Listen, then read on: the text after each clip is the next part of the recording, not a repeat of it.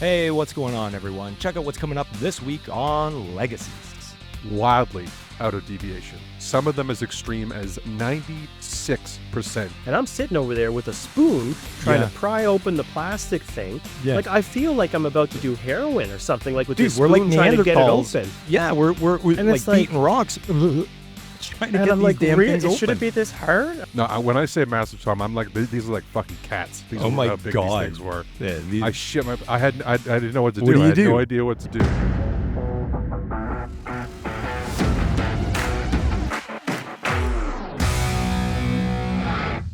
Hey, what's up, everyone? Welcome to Legacies. I'm your host, Tom Ritchie, joined by Wesley the Wizard Bowles, executive producer and co-host. Let's not forget co-host. Wes, how you doing? Good, you?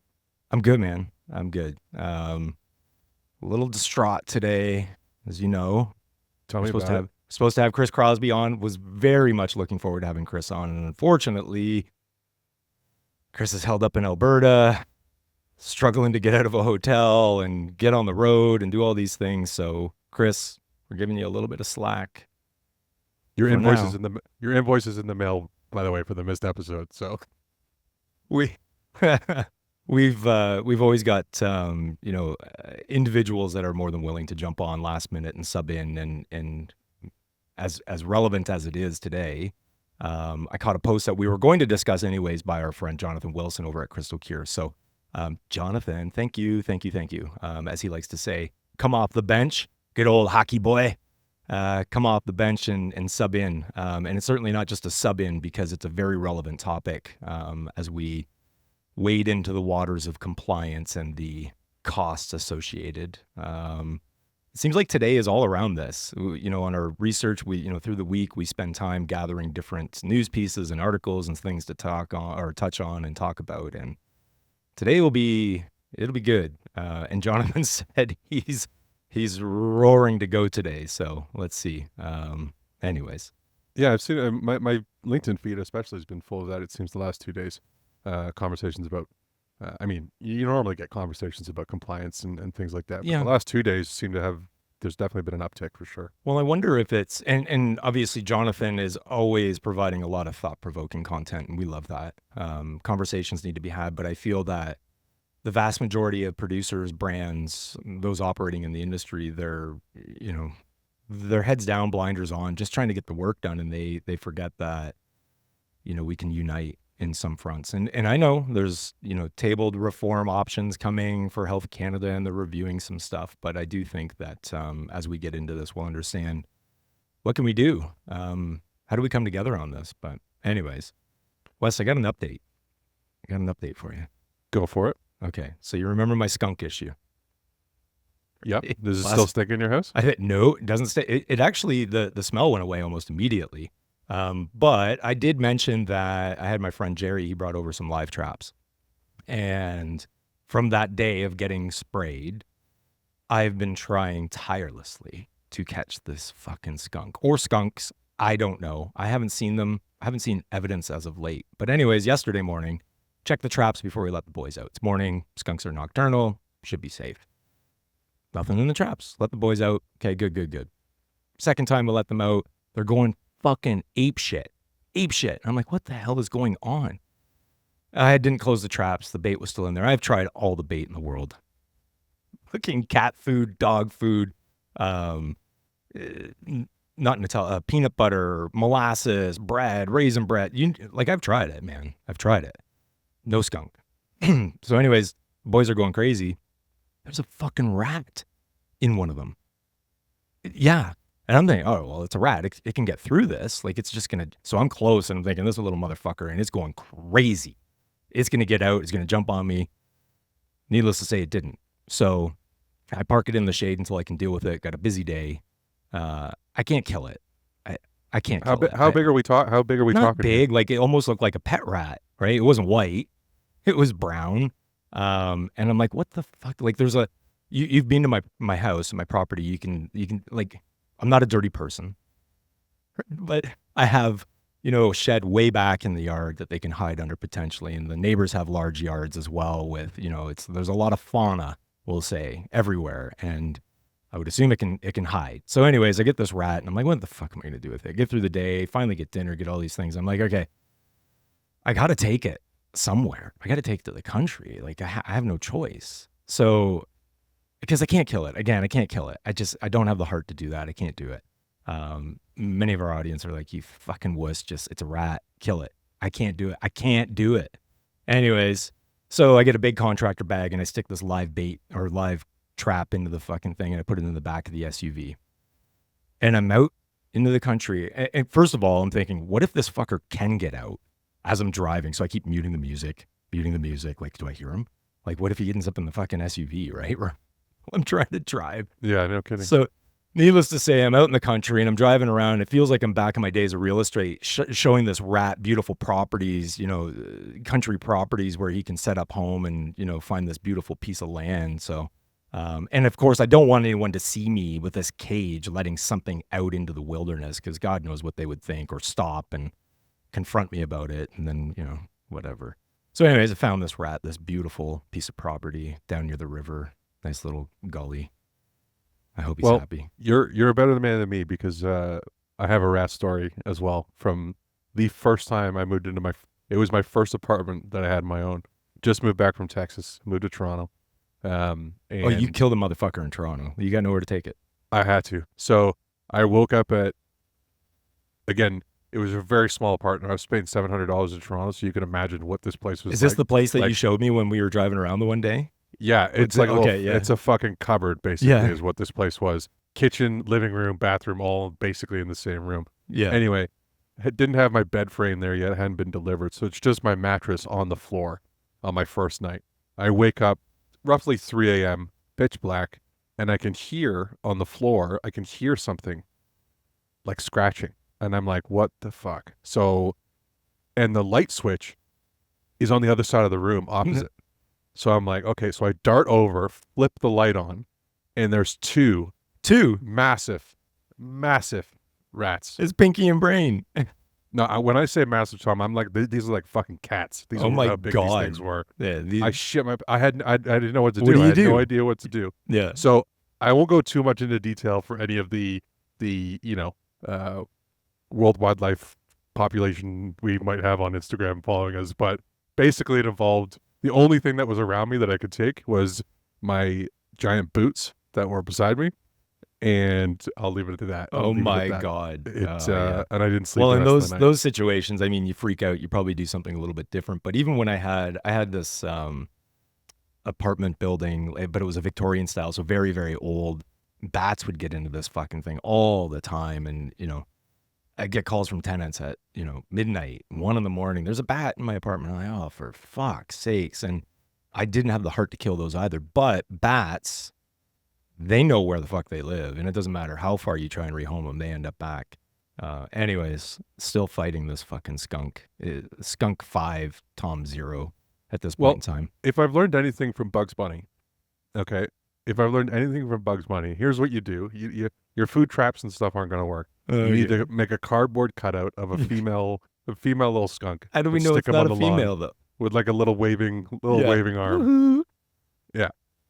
And then draw them out that way. That might work. If any of our audience has any suggestions, I mean, I've been everywhere scouring the internet on bait and how to trap them. And, there's talk about, deer hunters, they use ammonia to mask their scent and all that. I don't know. Maybe he's gone or she's gone. I have no idea. But I'm still trying to trap this thing. The dogs have to be on a fucking leash when I take them out at night.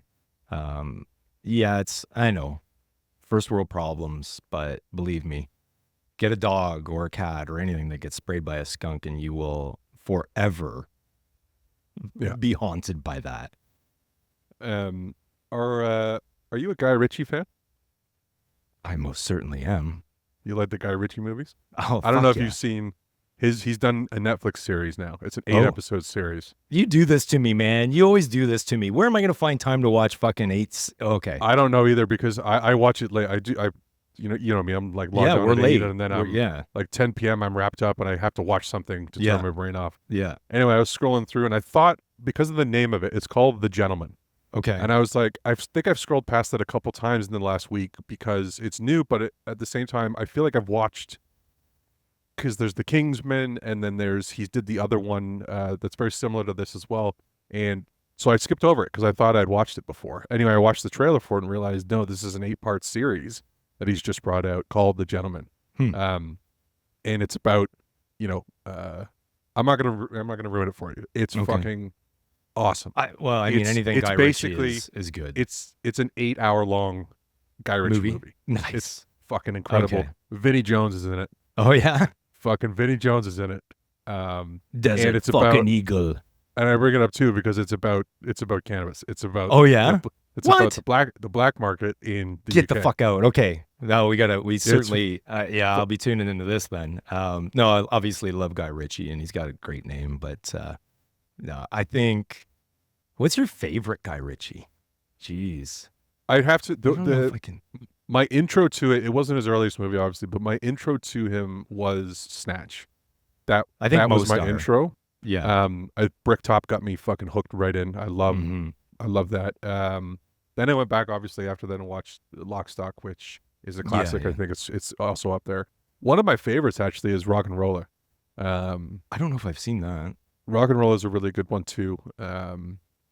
But I think Snatch is my all-time favorite for sure. Yeah, it's mine as well, and I think that was my foray into Guy Ritchie. I mean, that's really kind of where his popularity really took off, I think.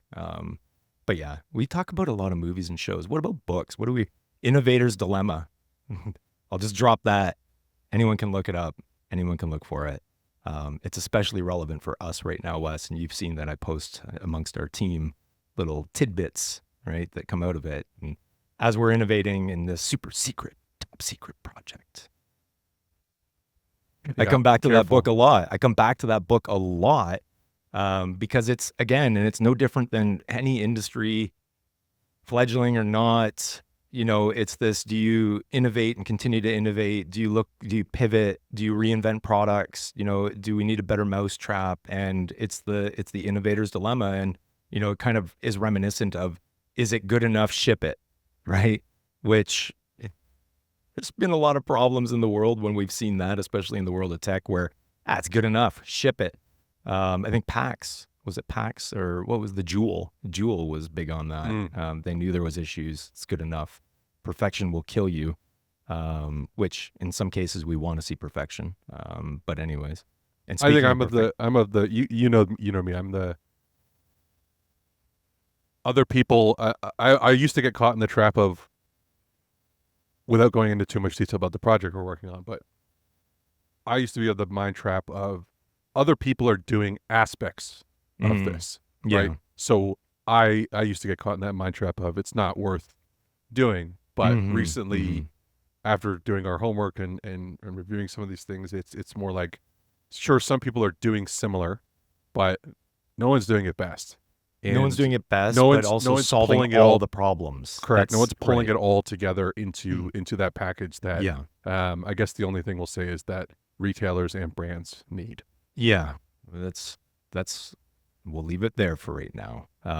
Obviously, there's a lot of support around those that know that what we're doing. But I think for me, part of what I've had to overcome, and this is probably good advice for anyone, is don't sweat the small stuff, which is a book.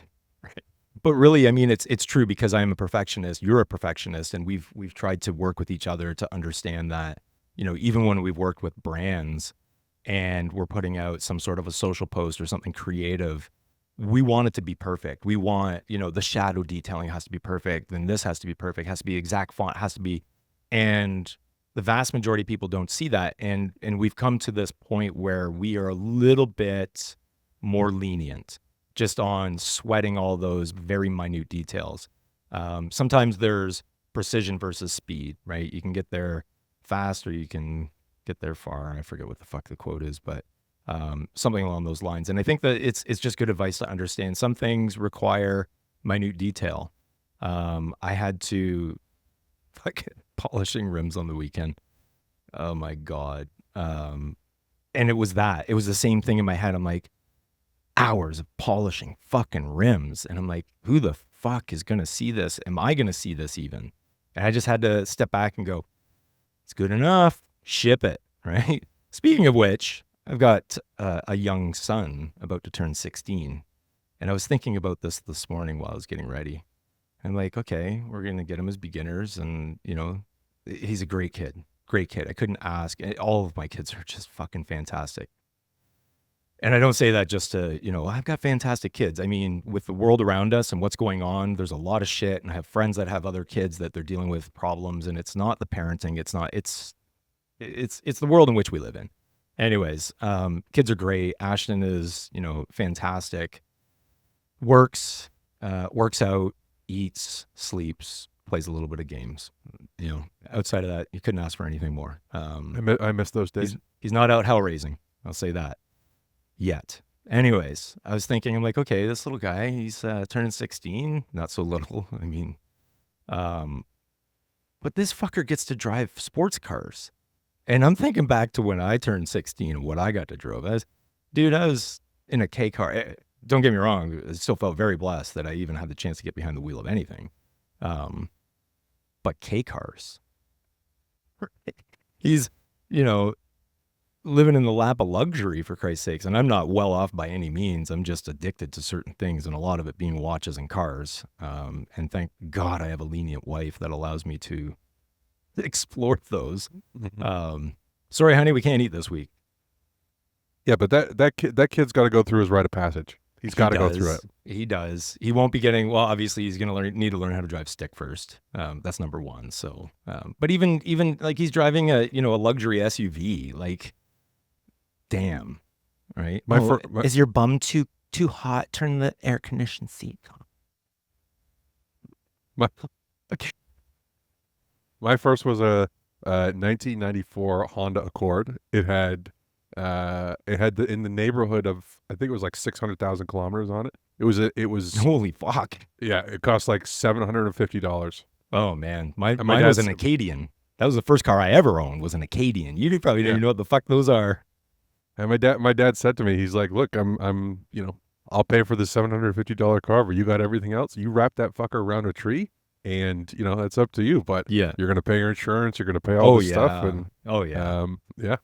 Well, and the same will be true for all the kids, actually. Both the girls saved and bought their own vehicle. And then, we were very careful about what they would buy first. And, you don't need the best right now. It's your stepping stone vehicle. Everyone needs to go through it. And Ashton will do the same. He knows that. And I've been through, I've owned, 30 plus cars in my lifetime at least.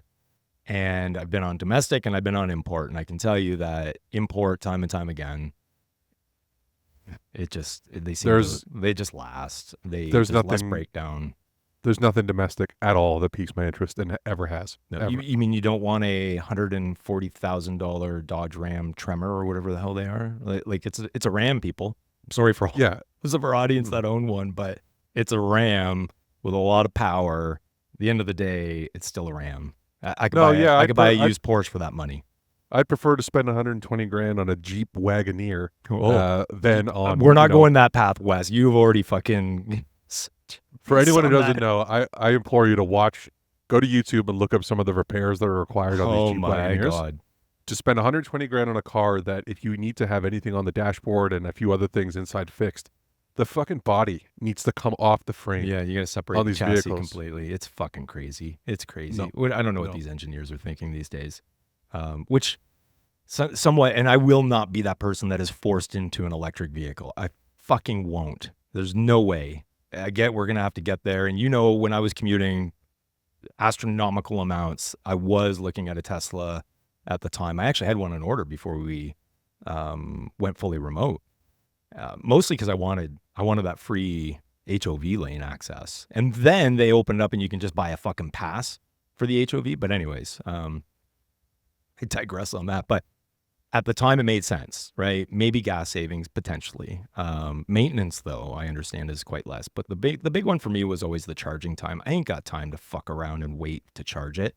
Maybe at night if you can charge it at home, sure, but long distance trips, that sort of thing. But for me, petrol. I mean, there's petrol. I get it. May not be environmentally friendly, but is it? Is it not? I don't know. I mean, there's a lot of perspective on the amount it takes to make these batteries. So I'm not getting into that. I won't go into that, but I will not be that one that is forced by 2035. Thank you very much, Doug Ford. to buy a fucking electric vehicle. I won't be forced. There's no way.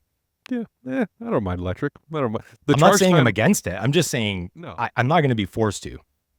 I don't think the charge time is as big an issue as I think there was an interview with Elon and we were talking about the charge times for the Teslas, and he's like, it's actually better. You shouldn't be, for the most part, unless it's overnight, charging your Tesla when you're on the road up to 100% every time.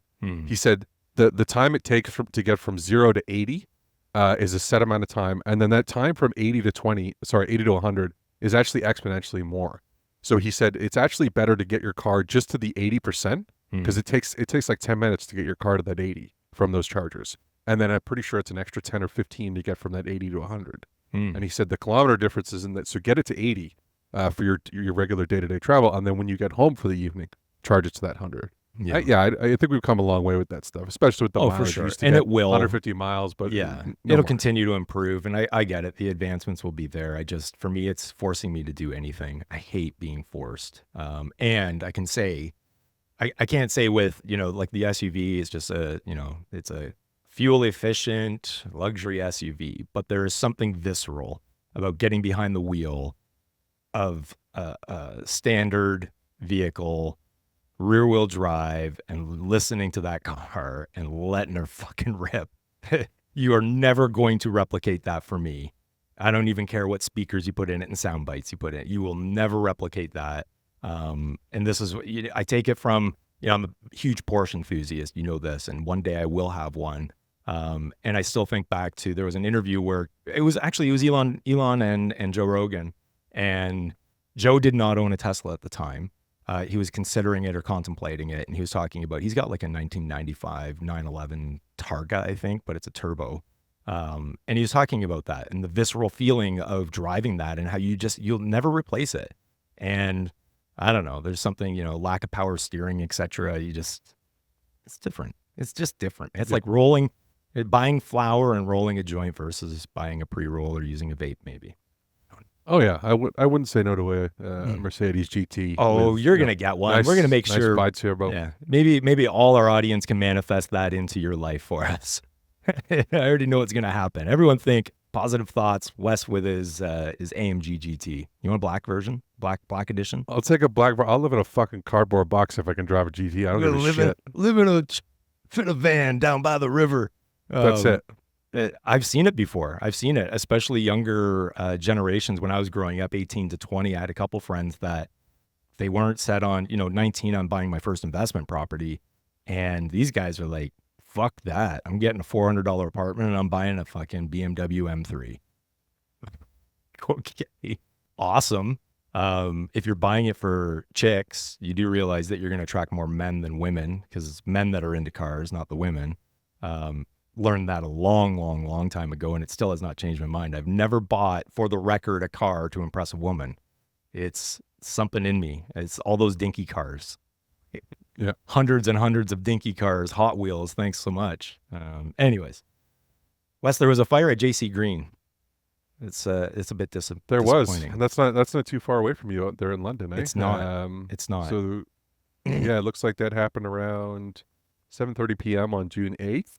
There's no cause for the fire just yet, but JC Green is apparently going to be releasing a press statement within a couple of days. But it looks like, according to CTV reports, it was $1 million in damage. Oh, fuck. Which is, for an industry that's already struggling, $1 million. I mean, I know insurance comes into play and things like that, but but obviously, I will mention really quickly as well, it looks like everyone's okay from JC Green's standpoint. No one was hurt. But yeah, shit. That's good.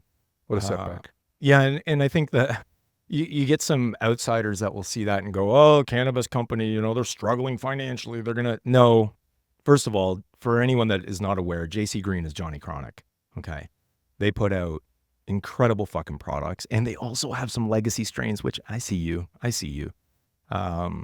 So I can't see it being that, right? And we would never, ever, ever hint at it was something they would do themselves, ever.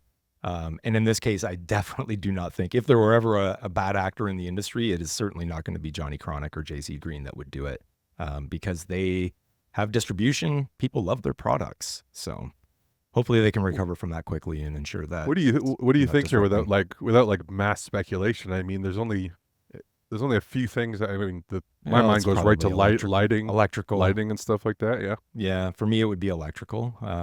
There's typically not, other than your ISOs and that kind of stuff. There's not a lot of chemical storage. Nutrients obviously can, shit can happen. Who knows? I mean, the heat these days. If they have a unair conditioned area. To me, there's just so much electrical. There's so much, and even with the advancement of LED, moving away from high pressure sodium and metal halide lighting, there's still the chance, right? There's still faulty wiring in some cases, but who knows? Sometimes it's rags, right? You can use a certain cleaner on a rag and throw those in the bin, and those chemicals can react. I don't know.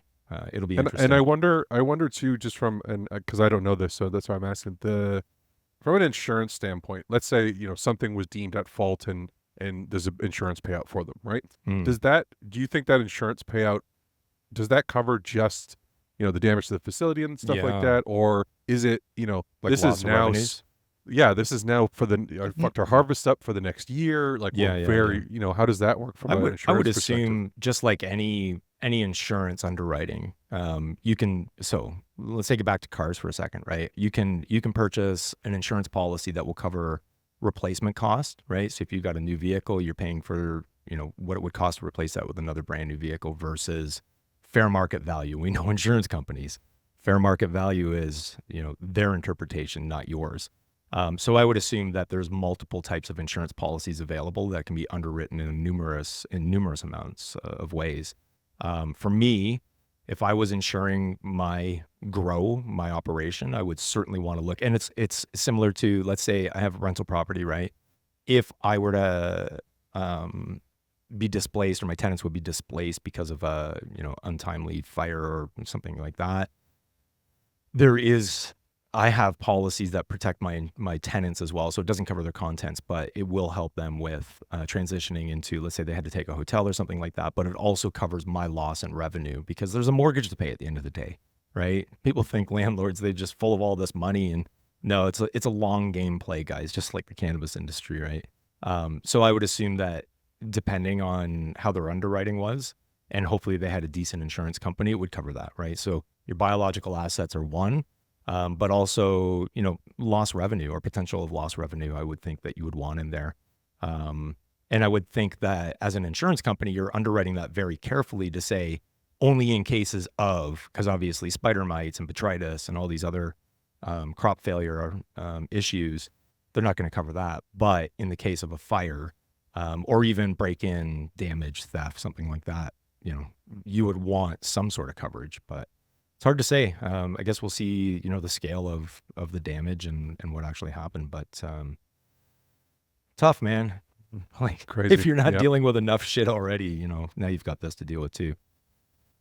There's one thing I know we have a couple other things we want to discuss. There's one thing I want to touch on just because the last couple episodes we talked about stigma a little bit. And this seems like a fairly positive go in relation to the stigma in the industry and kind of lifting that a little bit. Have you heard about the Calgary Music Festival and their consumption space? I heard of it. I did not research it and get into it. What's going on there? So this was their third year that they've had this consumption space, but now it seems like it's bigger than ever. And it's just really nice to see this happening at a music festival of all things. So there's a dedicated space at the music festival called The Garden, which people can go to and consume and purchase. Oh, okay. You can go to it looks like it's Chinook's website, and you can have your product delivered to the garden ahead of time. So when you arrive to the garden, it's there. Oh, wow, cool. You can consume it. But it's just nice to see that this is all happening at a Well, not cannabis event. This is just a music festival. And this is That's set up. perfect. That's perfect. And I think that it was Alberta, right, that was loosening the restrictions regarding events, and I forget what it was exactly, but it's nice to see that regardless of what operators' thoughts are of Alberta, because I know that there's been challenges with that province, which seem to be getting better, but also this paves the way to what we envision, what we've seen for, God, I don't know, you go to a concert, it's emblazoned with, Budweiser or whatever. I mean, fuck, it's Budweiser stage, Budweiser arena, Budweiser this, but John Labatt this. Like, it's been going on forever. When are we going to see a I don't know, Kronos Group Arena, right? Like decibel stage. I don't know, man. Like it's just, it does shift it. And again, we keep thinking back to, prohibition, and we're comparing early days. Like we're still only, 6, 7 years into where we're at. 25 years down the road, it's going to be a completely different scene. And it'll be all the work, all the effort, all the individuals, the ones that are listening now, the ones that, have the retail, the ones that have these grows, the ones that are pushing for change, Jonathan Wilson, Crystal Cure, what they're vocal about. And on top of, like, this is the pioneering that we talk about. This is, making a way for the future of this industry. And it sucks. It sucks right now, right? You ever watched American Gladiator or anything like that? You're just getting pummeled. As Jazz Samra would say, you put your hockey helmet on, you put your head down, and you just fucking go. Which it's true. I'm envisioning the Smoker Farms amphitheater where it's just Metallica and bands like that. That's all they play all the time. That's it. Oh, that'd be awesome. There was something that, so Stratcann, obviously, David Brown and team. I don't even know if it's team. If he's doing it all himself, then fucking I'm gonna buy him a coffee because the dudes. Yeah. Anyways, I know we've reached out. At some point, David, please, we need to figure out a way to get you on the show. We reference your material, your site, everything all the time. It's where we go. Anyways, this was really and just so happens I'm wearing me show me your Terps shirt today. Had this especially made because I'm getting so fucking fed up with potency. Fuck off with your potency. I don't care. I know some of you do. I don't care personally, and there's a lot of others that don't. Anyways, Stratcann did a wonderful piece with input from High North Labs about potency and testing in particular. And I do believe, now I think I sent them over to you, some of the bullet points, but what was startling is I think out of almost all the samples, and this is a very prominent lab, also a very respected and reputable lab, and Rick, the COO, had chimed in and given input for this article as well, but vast majority of their testing is between 18 and 24%. And I think the only time they're seeing out of 20,000 samples, the only time I think it was less than 1% or around 1%, 154 of those samples actually tested above 30%. Let that sink in for a second, okay? Because there's a lot of product, and I'm not talking infused, I'm talking flower, so which would mean pre-rolls as well, or milled. We see a lot of claims across the market. We have access to analytics tools, and we've looked at this a little bit. And it was not 1% that we were seeing in the 30+% THC category. It was like 10, 15, 17% that are being reported or claimed. Is that part of the analytics tool we're using? Because we know that not all analytics are created equally, but I can tell you, our tech partner is pretty fucking solid. Here's my favorite piece about this article. What is this? This is fucking wild. Okay. They did, so not only did they do the regular sample, like the 20,000 samples, and they looked at all those. Yeah. Then they went to and actually purchased off the shelf from the cannabis dispensaries. They purchased 35 separate cannabis flower products, okay? Of those 35, 12 of them, so when they tested the THC for what it actually said on the label versus what they tested for, only 12 of them came within, 12% of them. 12%, came within that's right, yeah. 12% of those came within a deviation that was deemed acceptable. Yeah. Acceptable. So let's say, for example, one here was tested at 30, the label showed 30.48. The actual was 29.93. So it's the 2% deviation. Mm-hmm. However, the remainder were wildly out of deviation. Some of them as extreme as 96% deviation, where the label said 38.08%. Mm-hmm. And the actual was 19.4. Yeah. 31.36, actual of 18.08. That is fucking disgusting. Well, yeah, I think we were both floored when we saw that. We've heard rumors of it, and I this is why we've reached out. Rick, if you catch this, if you see it, if you know Rick, we've reached out, we've asked for, I know busy. I get it.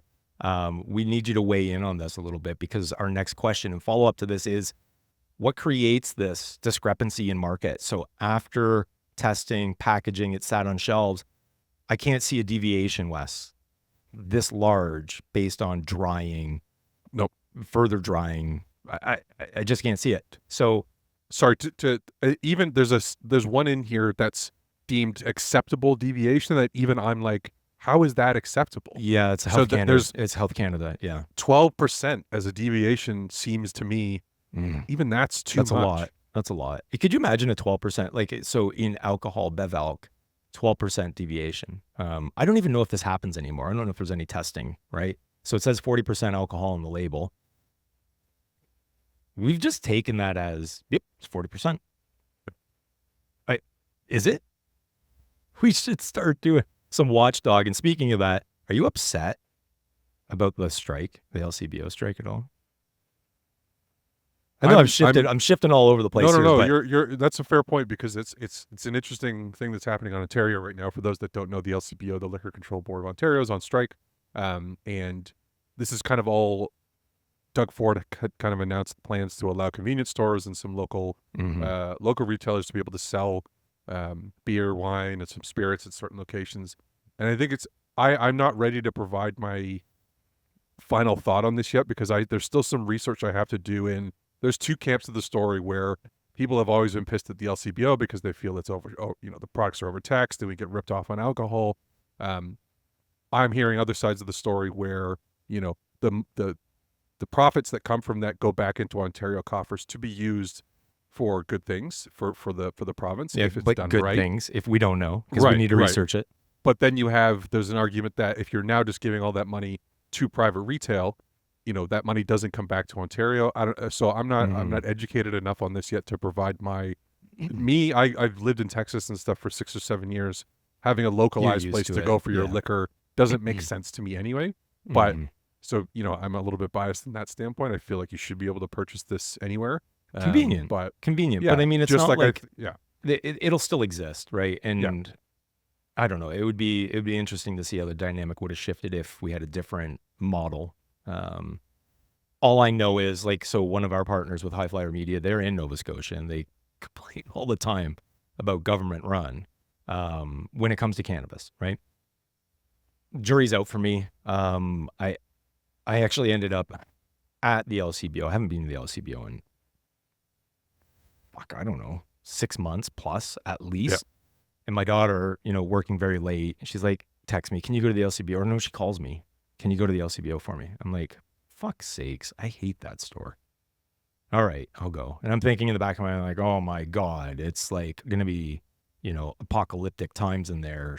And it was to an extent, there was your very popular products that were, cleared out on shelves, that sort of thing. But she'd sent me this list because they're doing this thing. And, it's not because she's, drinks all the time. They're going to, Collingwood or something like that for the weekend and all this. But lineups, and I could care less at the end of the day. Again, I'm not speaking about, I could care less about people's jobs and security because I haven't researched it enough. I haven't looked at it. I've got enough research to do in cannabis. And alcohol doesn't float my boat. I might have the odd beer or something like that. But I don't know. I've seen a little bit on both sides, right? Yeah. Conversation on both sides, and they both make sense to me. I don't know. One of the bigger negatives I've read, and I've got to find the comment because I have to source this person because it was actually an excellent point. The biggest thing I see as a negative from this is the craft beer brewers and stuff like that are actually going to be impacted fairly negatively from this, from what I understand. In that, so when the LCBO got out of that contract early, the government paid them $200-something million to be able to get out of this contract 16 months early or 18 months early. And it seems like the larger brands are going to be the ones that are more easily going to be able to get shelf space at these private retailers instantly, right? Oh. Your Molsons and your Sleemans and things like that. Whereas your smaller craft guys, because again, we were about craft cannabis and the great brands that do that stuff, and I'm putting myself in their shoes if they ever came across this situation. Now you've got all these retailers who are instantly going to be stocking up on these big brands, and it's going to really it's going to be really difficult for some of these craft brewers to now yeah. instantly gain shelf space at all of these different locations. Well, they're going to and be boots on the ground obliterate. out knocking doors, just like they are in cannabis, trying to make sure Right. that they're getting distribution. Wow, yeah, I never really thought of it that way. That's a good one. We should reach out to our buddy Jordan. Is Jordan still in that space? Mr. Agnew? Mr. Agnew, yeah. Yeah. Be interesting to hear him weigh in on it, or maybe even Matt. You can get some of their input. But no, I think again, it's what's going to happen. I'm not sure. I don't have all the time in the world to research it, but yeah, I see them striking. They hold a mean picket line. That's all I can say to it right now. And it's really, I mean, you could say that, the regulations on hand grenades have changed, and now all the dispensaries are for hand grenades and stuff. Just I don't know enough about it. I do have to wonder, do you feel, this Hmm. might be an outrageous statement to make though, but what do you think Doug Ford's hard on for alcohol is? Because this isn't the first thing, like he's pushed big alcohol initiatives before. Like he wanted to bring back those dollar beer days, remember a few years yeah. ago? Like he's into alcohol. And I'm starting to wonder, like, Well, not to make any claims, but like, is this guy in the pocket of someone? Because it's it makes you wonder, and along with Mr. Trudeau's hench lady, Christina Freeland. I don't know, even want man. to utter her name because I Yeah, anyway. well, and we've never even talked about this, but what gets me even more heated is when you start looking at the gun laws that are changing. Yeah, I'm gonna keep my temper here today, because that shit just pisses me off. As a card carrying individual that's allowed to. They're fucking with everything. But to your point, I don't know. Is he just a cottage boy that loves to consume beer? Is he in the pocket? It would seem we know in the space of Bevalk that there's a lot of lobbying of government. We know this. But I don't know. We got to get JW down here in Ontario to run for office and get a cannabis boy. The poor guy. Could you imagine? But I do think that there's something, and it's a good segue into our break, but also inviting JW on is, what are we going to do? How do we change this? Because I see a lot of isolated conversations happening, and I think that it comes back to the point that, are we united, right? Shane Morris, he said this before, is that you have all these echo chambers, but you're not united. There needs to be a united voice to be able to, and it would seem like the government listens, so they obviously hear what's going on in the, disarray and everything, but, and they'll put things out, we're taking public recommendation, we're taking input, we're considering this, we're considering that, but not enough soon enough either. Right. So I think, and then there's definitely a very long play here as well, unfortunately, which is you've got a lot of people in Canadian government at the moment who, are MPs and things like that, who have all grown up during times where this was illegal. It's now transitioned, and that's still in the back of their mind. I think there's a long play here where, over the years, you'll start seeing politicians and stuff being elected into office who grow up as this is the norm. right. And that's when even they start to question, why are we still doing it that way? It doesn't make sense. You know what I mean? I think there's an element to a long play there, but well, we need to accelerate it. And I think that's the one nice thing is of the day and age that we live in, is we can accelerate certain things. In this case, for us, I think with our platform, we have the ability to inform. And I think that's what's missing. A lot of the conversations outside of anything, whether they're friends or acquaintances or whatever's going on, is when they talk about cannabis, obviously in most of those circles, I would be the authority because I've just lived it for so long. I'm not saying that to put myself up or blow smoke up my ass. It just happens to be I know more about it. But what they don't realize is, everything going on that's affecting the producers, the processors, the retailers are also affecting the consumers, because you would see certain price relief if you want to, and the worst one that I've ever heard is I don't shop legal. It's the selection's not that great. I'm like, what fucking drug dealer are you going to where they open up and they go, well, I've got 400 different SKUs here. Which one are you looking for today? You've fucking seen that I think ever. I think this selection argument is fucking bullshit. That one's just completely off the table. But when they start talking about price, which the prices aren't that bad, but could be so much better, a little bit of price relief obviously would go a long way, because it goes back, and what's going to happen is, it's going to continue to put pressure on all the producer processors. And as much as, I love Gavin's statement from next Friday is you just got to do better when you're combating the black market or illicit market. I agree to a certain extent, but I do think that the more informed the consumers are, especially, the more they'll understand that this is affecting. If you love certain products, they may not be around in the future just based on the regulations, and specifically within the world of compliance. Now, you and I lived a different world of compliance for quite some time, which was record keeping, but obviously all encompassing. We became, what were we? We were counselors. We were, and I mean like counselors, like guidance counselor. We were, legal in some cases, and counselors, analysts, debuggers, everything. Yeah. What about this? This doesn't align with my SOP. And I think so when we start talking about compliance, and we're going to bring Jonathan in to discuss this, is, what areas can we engage the government, have a very open conversation about what can potentially change. We've been in them. It's very, very regulated, the most regulated out of every industry. I'm still dumbfounded when, Jonathan brought up a very simple point of illicit versus regulated. We've got to wear gloves. We've got to wear, hair nets. We've got to wear coats. We have to be, sometimes there's air showers, or like all of those little expenses. Remember, count the pennies and the dollars take care of themselves. Well, in this case, they are counting the pennies and the dollars just aren't there, right? And every single, it's death by 1,000 cuts. Oh, we have to have ISO on hand. We have to have this. Again, MMAR guy, as clean as everything was, I wasn't, suiting up to go into my grow room every day. I wasn't putting gloves on every day.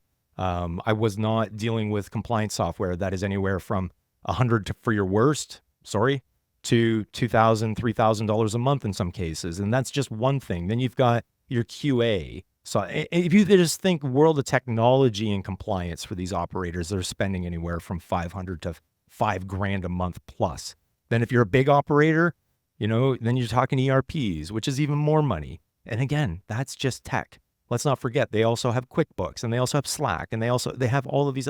Then you've got all your peripheral supplies, right? That are enforced. You've got your security camera. You got to keep, record of literally everything. If there's ever a complaint, 25 years, like it just goes on and on and on and on. So let's see what Mr. Wilson, JW, has to say about this, because it's certainly a conversation that we feel is relevant, especially right now, as the regulations are being considered. There's not going to be a lot of change, but I do think that united, if we can unite somehow, and this is what I want to ask, because Dan Sutton did a hell of a job back with Tantalus Labs, and Jonathan did call that out. I forget what it was called exactly. We'll mention this and figure it out when Jonathan comes on. But he was a huge change agent, right? He was really looking for opportunity to shift the conversation so that people understood what is really going into, operating. And it's one that we will support, right? We need to do whatever we can. So anyways, let's take a break. And then when we get back, Mr. Jonathan Wilson of Crystal Cure. We don't need his legacy this time. We've got his legacy. His legacy, by the way, I think is changing to this political advocate and change and reform for the regulations in cannabis. Maybe there'd be a statue in the future. Anyways, we'll be right back after this break. Hey friends, guess what? It's almost t-shirt season. Are you ready? You should be rocking your favorite brand. Head on over to thehighflyer.ca and check out all the licensed cannabis brand swag that we've got available. From Odo to Victoria Cannabis Company, Smoker Farms, Royal Harvest, the list goes on. And there's more coming on every single week. Check it out, add it to your cart, and be prepped. Sun's out, guns out. All right, welcome back, everyone. We're joined by Jonathan Wilson of Crystal Cure. Not new to Legacies. You've been here before, my man. Happy to be here again. Am I the first two-time guest here, or you're the first repeat? You are. That's exciting. I love it. Well, thanks for having me. And it's very timely and very relevant. As you know, we were supposed to have Mr. Chris Crosbie on today from Atlantic Cultivation. Chris is scattered. He's got called into Alberta, and he's trying to check out of a hotel, and he's got to get on the road and do all these things. And we were going to touch on a topic of conversation that you started this morning, like you do on many mornings, that we found very relevant and timely as well. So we just reached out. Hey, Jonathan, can you join? And of course, pull me off the bench, coach. I'm coming in. So we do appreciate that. We know how busy you are. And We appreciate you joining us on Legacies. If you have not seen Jonathan's previous episode, you got to check that out. Wes, let's make sure we get a link out or a link up so that individuals can see that as well. First of all, I want to ask, how is Le Bac d'Or doing? Fantastic. So we had June was our best month of all time. So we've been in operation with our farm gate since November of 2021. We were the first ones, and June 2024 was the best month we've had to date, which is fantastic. And new customers coming in all the time. Since we started focusing on unique, exclusive SKUs, since we started focusing on larger pack sizes and our AM/PM brand, which is kind of behind me there, it's been unbelievable. We still don't spend a dollar on promotion. It's all location. We're still getting tons of recommendations from our current customers, obviously, and then from the Cannabis New Brunswick store in Shediac sending people here. But it's been a great run, so we're loving it. I love to hear that, and I also love to hear that Cannabis NB is also pushing some customers your way, because that makes sense. Inclusivity, right? Totally. So Part for of the those whole that don't, legal network here, legal framework is how we approach it. We all have our roles to play, and they have private stores here, they have the farm gate stores, and they have the corporate stores, and all three of us play a different role and cater to a different customer in a different location. That's so cool. And for those that don't understand, I mean, you just touched on it. Le Bac d'Or is part of your farm gate, which is an opportunity within your province and other provinces. And it's nice to see those starting to form up. But one of the things that the topic of today that we won't spend all our time on it, I don't think. Who knows? We'll see where the conversation goes. But you get a firsthand approach with your customers by having this Le Bac d'Or in the farm gate, which allows you to, one, help educate and dispel certain myths and rumors and the mystification of the cannabis industry. Right. But you get that firsthand approach to understanding like what they're saying and why they have just considered regulated product versus illicit market. Let's first start with, because of that perspective, your post from this morning, and it was about compliance. Okay. So walk us through that, number one, in your own words now. Well, it's always in my own words. I don't have to. No, I mean, we're not going to send anyone over to Instagram. We're not going to send anyone to LinkedIn. They're going to hear it right here. Okay.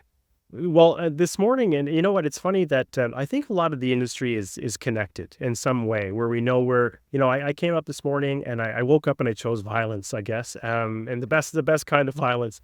But my violence is to, poke at some sort of hole that's already there. But I had 3 people message me this morning about some form of compliance on the legal side and something that's holding us back versus the illicit market. And when I say compliance, that's what it is. It's compliance with us as a legal producer having to comply with the Cannabis Act, with the cannabis regulations, with the Excise Tax Act, with all, and then you have the provincial, territorial regulations, you have the municipal regulations in some instances, no shortage of things that we have to comply with. So that's the compliance.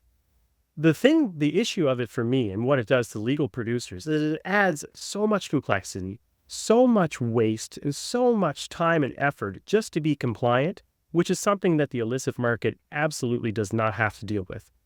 Right. And there's a couple ways to do things. There's a whole enforcement issue where we see, even that was one of the messages I saw, that in New Brunswick this morning, there is an illicit producer that was shut down or fined $3,200 and were given a year to pay.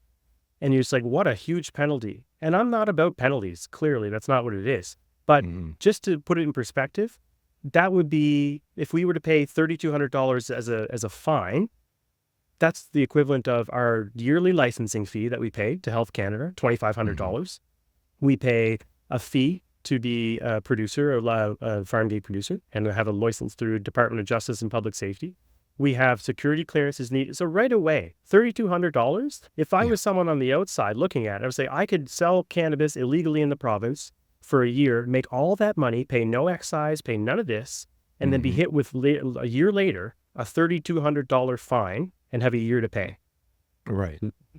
Who would go to the legal side? We're all crazy, clearly, for being in this. Yeah. But that's what we believe in. We believe in the legal side. The difference is that, again, the illicit market doesn't have to deal with all that compliance around making sure you have your gloves, everything that you need, your health, your PPE, and that's our choice to produce clean cannabis. I get it. But what about the security cameras that you need? What about the security clearances that you need? What about the child-resistant packaging? All those things the illicit market doesn't have to deal with. But our estimate, and the estimates that were done, this work was done years ago by Dan Sutton when Tantalus Labs was up and running in BC. Now purchased and being run by Chris Crosbie and Atlantic, which is great. But that message from Dan and his team was all about getting the word out to say this is the cost of compliance, and it's essentially doubling our cost of production. And what happens then is that you see a price on the shelf in the legal market, and you see the price in the illicit market, and they're saying, well, clearly the producer is ripping us off here. They're gouging, they're greedy. Crystal Cure, those greedy bastards, they're pocketing all this money and marking it up. And I'm sitting here saying, what do you mean? Yeah.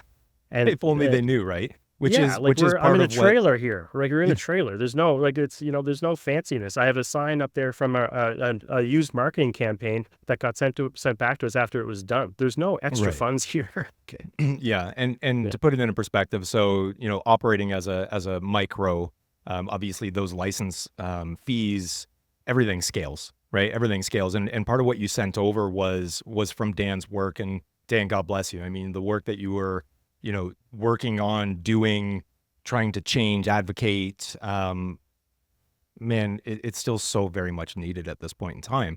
But what you had sent over is the chart that included, and I think, Wes, if you're able to put it up and we'll have it displayed, but it included 30% operational expenses as well, which is what you're speaking of. So your record keep, like you didn't even touch on it. Wes and I come from this world. Record keeping software and compliance software, it's not cheap. Even if you are a micro, there are companies that supply certain record-keeping software at a different price point and a little bit lower. But in some cases, you're $2,000, $3,000 a month for record-keeping software. That's not including your QA software like your isolocities and such. That's not including, your QuickBooks. If you're running a smaller shop, maybe you're running QuickBooks. You're probably not running an ERP. But even just the technology solution cost alone, just to be able to operate, and you do need something. It's not Health Canada does not say you have to use this, but let's put it into context. Okay, if I have a person doing this, right, and they're doing data entry, and it's not one person, it's going to be 2, 3, 4 people doing it. So the cost does scale there. And you're right. So being a person that came from the MMAR, the illicit side of it, as clean as it was, I mentioned this, Wes, earlier in the episode, I was clean, but I didn't have to worry about making sure all staff, because there was no staff, they had gloves, they had hairnets. Were they signing in? Did they have their badges that they could scan and unlock the doors? The security cameras, as you speak to. David Hyde did really well in the security side of things in the early days of the industry, because it was the green rush. Everyone's throwing money at cannabis. And to bring it back, even in my own conversations with individuals, consumers, they have no idea. Right. It'll be one that really frustrates me is, it's the selection. The selection isn't what I need. I'm like, what the fuck are you talking about? First of all, go into any dispensary. They've got more selection than any of your local neighborhood drug dealer. Number two is they'll say, the cost. Okay. You're truly not understanding it, because it is not the producers that are gouging, and it's not the retailers that are gouging.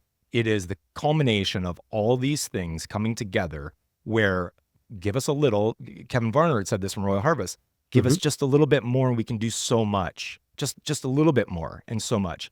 So how do we, you've got a firsthand, right, with customers, but they're not all the customers, and your social accounts are not consumers necessarily. There's a lot of retailers and other industry professionals. How do we convey this message to consumers, and what is the most important one? Because there's a myriad of things that we could get behind and stand on, right? But how do we ensure consumers are aware? Because I don't think they do. As much as they may be aware about alcohol and gas and what's going on, and utilities, and I'm talking natural gas now too, or the cost of electricity, they're very aware when it affects their pocket. But what they're not realizing is this is affecting them, and you're just folded hands doing nothing about it, right? So how do we educate the consumer?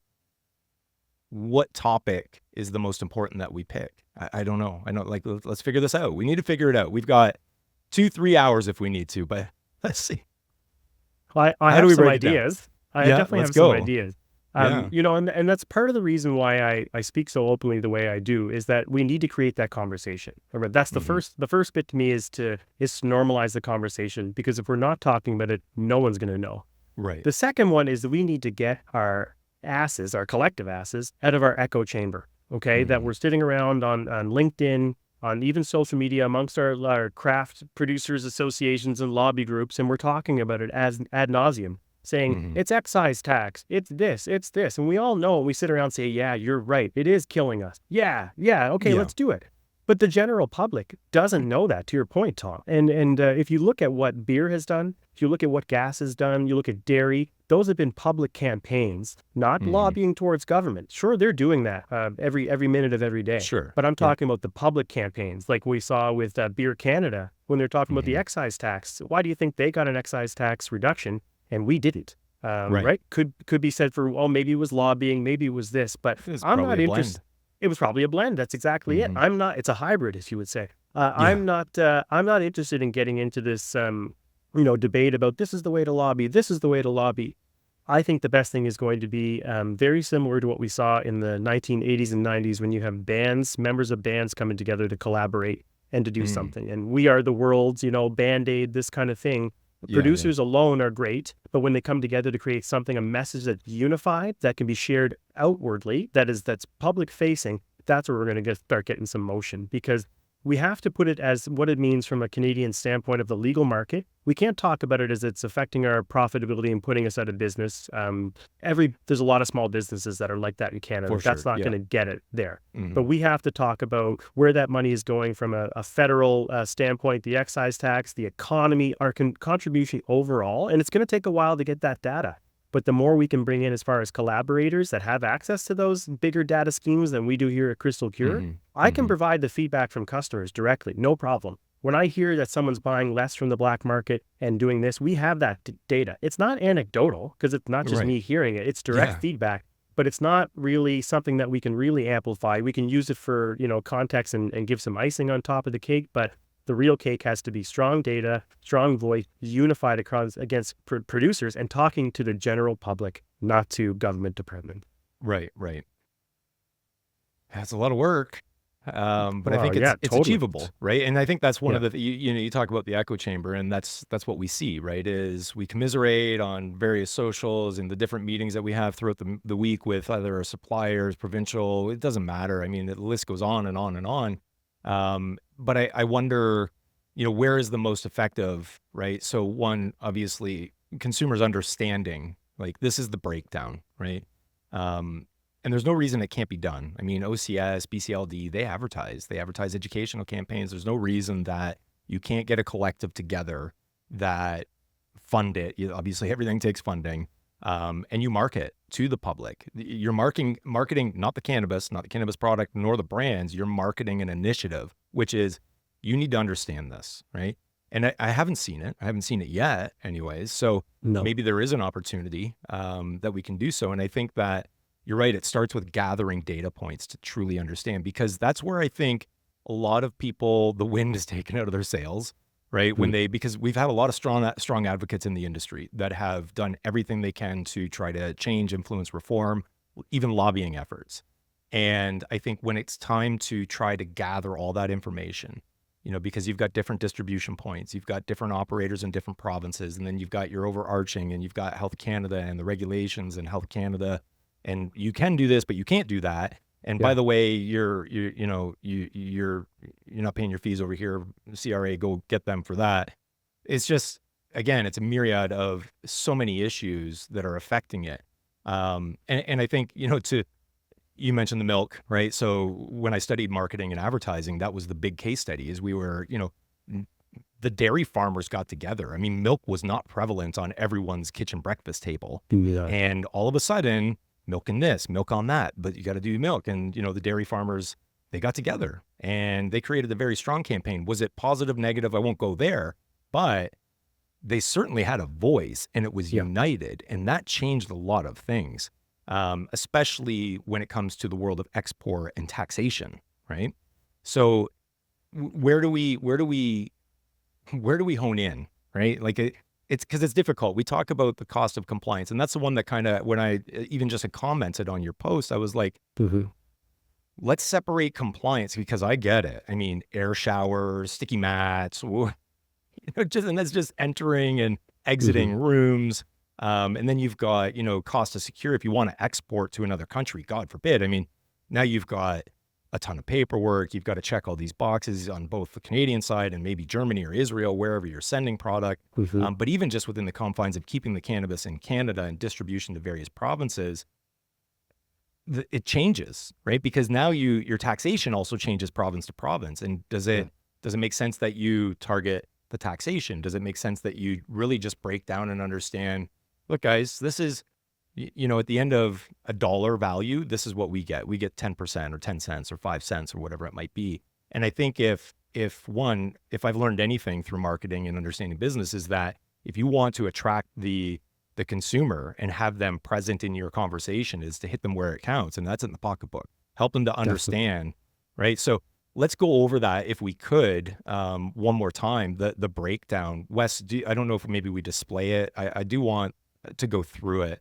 Yeah, I'm gonna share it here now just for us to have it. Okay, But I and then we will can I will display it. overlay this. I may it's quite compact, so I might clean it up for the actual overlay. But this is the breakdown here. Okay. So it's going to be difficult for me to see. I don't know if you can zoom Yeah, in I'm or gonna maybe just try and- mention. Yeah, it's an older graphic too, so we might be able to get a more high res Yeah. one too. So just for context and understanding for those that aren't watching, this is, from, I think it was work assembled in 2022 Yes. by Tantalus and Dan Sutton, the team there that was leading this charge at the time. And they were showing on the left, right, there is a net loss, a very obvious net loss when you've got a $1 per gram excise duty. Is that correct? Correct. Yeah. And then So Tom, if I can I Yeah. just kind of break it down a little bit to show? please So take it's this lead. Yes. Yeah. So on the left-hand side, it shows the current, and this I will go back and say this only is through the lens of excise tax and a little bit of that extra cost of compliance. But the Stand for Craft initiative that Dan was the leader of, and some other producers involved in, et cetera, was mostly around excise tax reform, because that is the biggest issue. So we're trying to figure out what the biggest issues are as far as compliance and overall. Excise tax is the biggest one.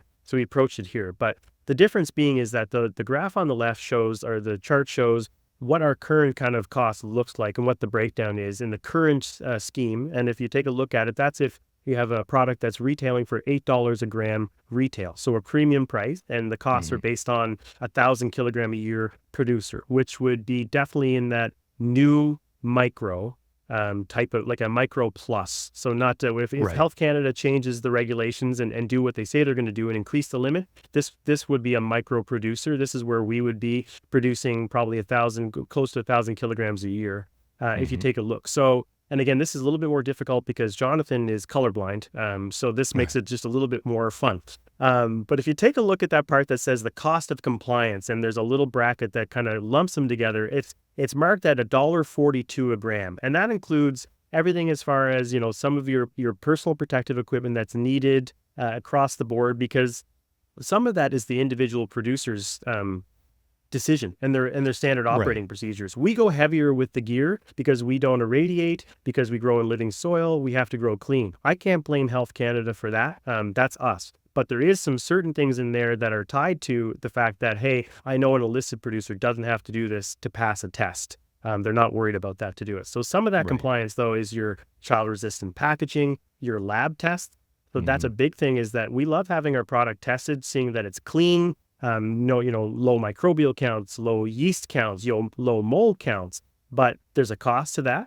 We work with High North Labs. They have a fee that they need to levy for the testing. That testing is mandatory, whether we do it through High North or someone else. We have to do it, and we have to do it for all the products that we produce. So there's a huge cost there, whether we sell that product or whether we decide not to or not. But all these things come in to really add it. And it was talking about the graph on the right would be if there was a floating tax of basically 10%, which is what it was supposed to be from the beginning, a 10% tax. The difference is that they estimated it being selling at $10 a gram wholesale. And we talked about that last time I was on the show, which is ridiculous. But the big difference is there between the two graphs. If there's nothing else different, note that on the left-hand side, there's a net loss to the producer. On the right-hand side, there is not. It's just that simple. So excise tax reform can do a lot, but it's that cost of compliance that if we can find ways to get around, not get around it, but make it more palatable, I guess, reducing the excise tax, reducing the regulatory fees, reducing a lot of the markups that we see, reducing the need for child-resistant packaging on, say, dried flour that has to be decarboxylated afterwards. There's lots of different options for it, but overall, it just shows the difference of what that cost of compliance is doing, because on the illicit market side, this graph is much different. It's a cost of production, and then it's profit. Yeah. Right? And that's it. That's it.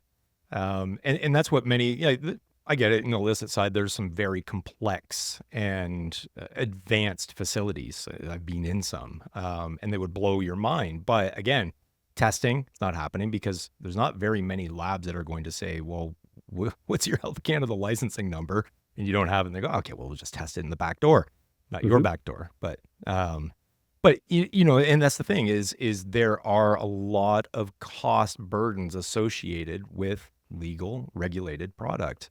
Some of it that we can agree with, there are safeguards, there's stopgaps in there to ensure that you're getting a quality or a safe and quality product to market. Health Canada doesn't care about the quality overall, but safe. Let's say safe.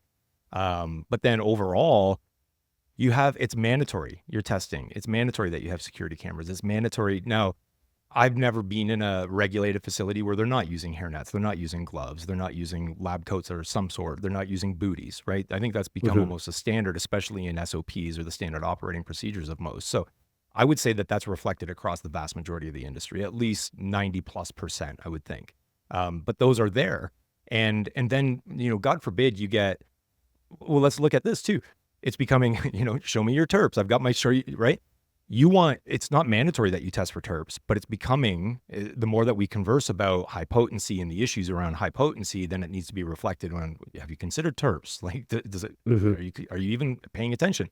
That's another cost at the lab. It's not just straight up testing. Now it's, hey, we need a terp breakdown too. We want to be able to display this. And I think the Crystal Cure, you guys do this. Like, do you not? You do. We were testing? I think we were the first ones to do that. If not, it actually might have been the second. I think Black Market Avant was the first ones to do it on a package, and we were closely after. So we were first on that. I don't care about first, but it was more about But you do it.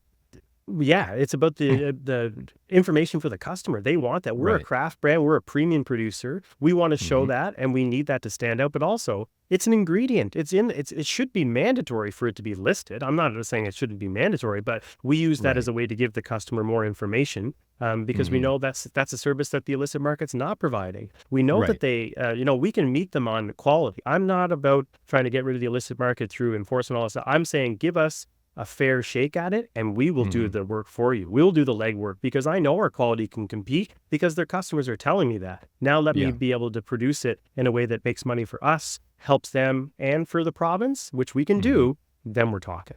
Yeah.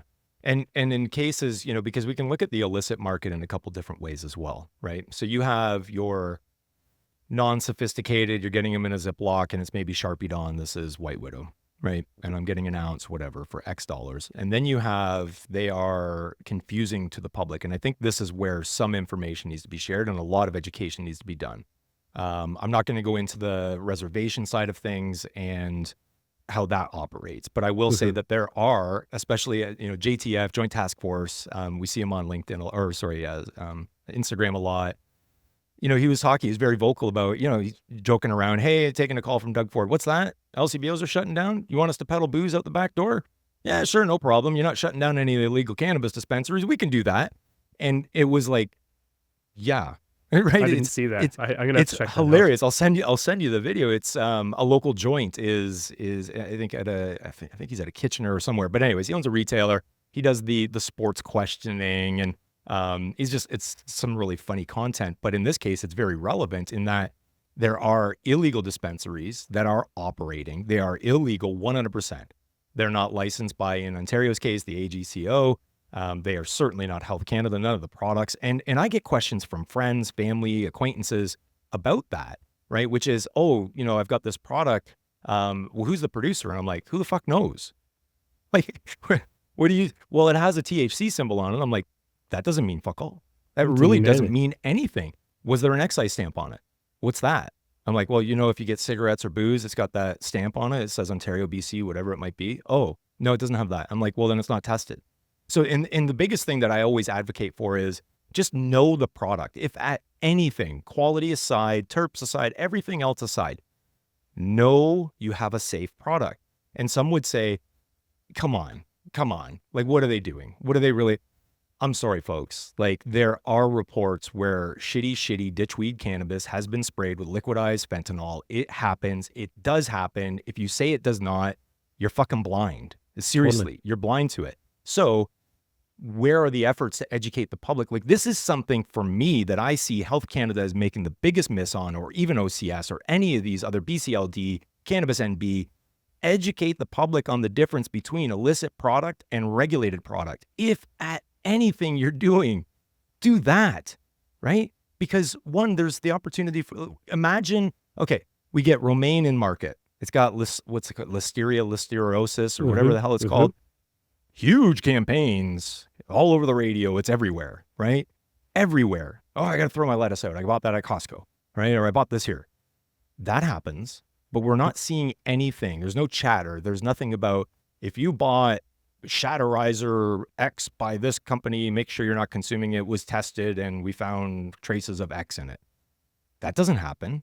So back to the point of, does it need to be an LP driven or cannabis community driven opportunity here to educate the public? Should it not have some sort of input from Health Canada? I mean, we're really, at the end of the day, there's so much going on that I see it from all angles of Health Canada should be doing something. Proverbial we again, as the community of cannabis producers, processors, supporters, marketing, whatever it might be, we have what we can do. But if you're educating the consumer, the difference between illicit and regulated, one, now they're going to have a little bit more empathy. They're going to at least have an understanding. But then when you start hitting them with, you realize you could be paying a little bit less, that's where they go, oh, well, hold on. I don't have to pay $12 for 2 pre-rolls. Oh, I could pay less, right? So let's talk about that for a moment. Like, what could you envision as that opportunity of bringing them together? How do we get people out of their echo chambers, off LinkedIn? Because again, all of our social accounts, they're not, we do as much as we can with Legacies and High Flyer to attract the consumer. We've got a good consumer demographic outside of bud tenders because we know they consume. But, how do we push that? What needs to happen? I think it does have to be a cross kind of industry community producer. It's got to be collaborative. I definitely agree. The difference is though, Tom, is that getting Health Canada involved and stuff too. It's almost then like we're being, not that we're hypocritical, but it's kind of like, well, we got to draw that line somewhere. I think they should, to what you were talking about the enforcement. As far as like public health, talking that enforcement wise about getting that message out there about this is unsafe, etc. That's their job. They should be doing that. Especially when you're spouting off that this was legalized because of public health reasons, and then you're not doing anything to protect the public health, and you're actually doing things that are making it tougher for the legal producers that are protecting public health to stay above. You're actually supporting the illicit market by doing that. And I don't think they understand that. And it's true, but it reminds me of when I was probably about 13 or 14, okay? I'm going to, quick little tangent here for a second, but it proves it. Yeah, just sometimes they just come. So I'm growing up in Cape Breton, and we have this old barn or garage on our house, and it was, we just kind of let it kind of get out of hand. There's some garbage bags, throwing some stuff in there, and lo and behold, we get rats. Okay. Oh, fuck, rats. I'm not talking about mice. Okay. I mean, rats. Big difference. And so of course, then, this is again, a long time ago, we go to, Canadian Tire to get some rat poison or warfarin or something like that. And, again, we're on the enforcement. Now we have a problem. Now we have to go in and shut it down. So we go in and try and shut it down. We give them the warfarin, but lo and behold, later on, we find out that they actually like the warfarin. They eat it. And it really gives them protein and extra power and all this kind of stuff. I don't know if this was a special Cape Breton variety of rat. So now they're super powerful, empowered, and there's nothing we can do about it. And I think about that when I'm like, does Health Canada not realize that you're giving them this super potion? You think you're killing them, but you're turning them into Captain America here with like a super serum. It's not the way it should be. And if me and my dad were a little bit more preventative maintenance focused and took care of the garage and really looked after our garage the way it should have been, we wouldn't have had a rat issue. But now we're going in trying to enforce them, giving them power and making them worse. And that's what they're doing with the illicit market. Instead of that, they should be empowering the legal producers. We can do the legwork for you. But, to go back to that, we have to get producers for sure. And I say producers because we're the ones that are suffering through it every day. We're the ones that see it. And we're the ones that can talk passionately, just like as we are right now. And I'm one of many that can do this, talk passionately about what we can bring to not just customers, but to the economies, to our provinces, to our municipalities, to our territories, you name it. We can do that.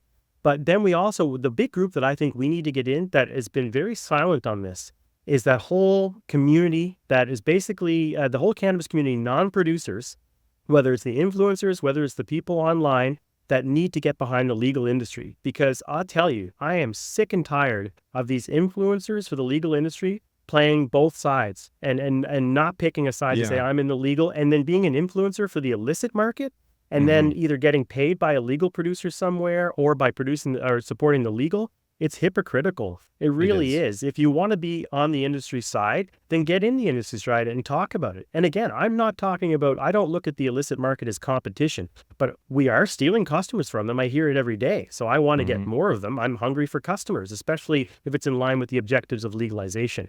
But we need to get the producers, the right producers together, to really the ones that are passionate about the industry, not the ones just here to make a buck and don't care. We need to get the empowered members of the cannabis community. And then we have to get the retailers. Like the retailers, it's not just the producers. The retailers are right there with us in this fight for legal cannabis. And when I post some things about, the legal market and stuff, I get a ton of comments from bud tenders that obviously are anonymous, and that's fine. But they're like, yes, I agree with you because we see this all the time in store. They're taking customers out of us, or I have to hear about this product that had this or this, and it's just not true. So I know we can get them on board, but a lot of times they're also then the government side of things, and I hear it also from even cannabis producers. People are afraid to use their voice because they're afraid they're going to be punished by purchasers or regulators, etc.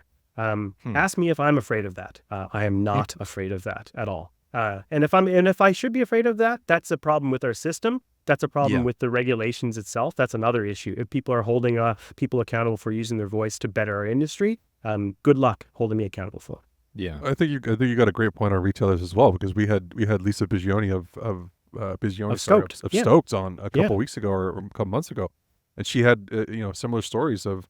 She opened up the store and literally, I think it's next door or two doors up down on the same street.